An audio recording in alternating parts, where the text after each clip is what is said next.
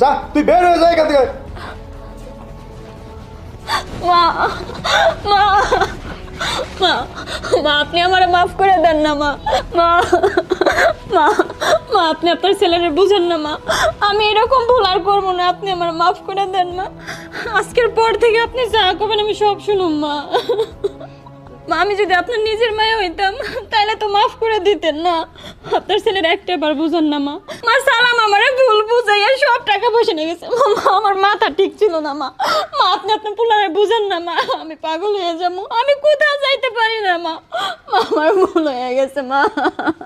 থামো বাবারে, মায়েরা যেহেতু নিজের ভুল বুঝে আইসা পড়ছে, একবারের জন্য রে সুযোগ দিয়ে দেখ না। মানুষ তো ভুল করে, শয়তানের তো কোনো ভুল নাই। আর আমি আশা করি ওই এরপর থেকে আর এরকম করব না। মা তুমি কার মাফ করতে বলতেছো? তুমি ওরা চিনো না? তোমার সাথে কত খারাপ ব্যবহার না করছে, হ্যাঁ? তুমি এরপরে বলতেছো ওরে মাফ করে দিতে? না, ওর কোনো মাপ নাই মা, ওর কোনো মাপ নাই। আমি যদি ওরে মাফ করি আল্লাহ তাআলাও আমারে মাফ করবে না। তোমার সাথে যে খারাপ ব্যবহার করছে ও মাপ পাওয়ারই যোগ্য না।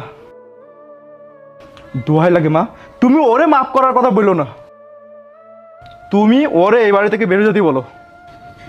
বাবারে, মানুষে ভুল বুঝে আইসা পড়লে আর ফিরাই দিতে হয় না। একটাবার সুযোগ দিয়ে দেখ, এরপরে যদি এরকম করে আমি নিজেই ওর বাড়ি থেকে বাইর করে দিব। এটাই লাস্ট চান্স, ঠিক আছে? শোন, আজকে থেকে আমার মা যা বলবে তাই তুই শুনতে পারবি। দেখ, তুই আমার মার সাথে মিলে থাকতে পারো তো থাকবি, আর যদি না থাকতে পারো দয়া করে তুই চলে যা। এখনই সুযোগ আছে, এখনই চলে যা।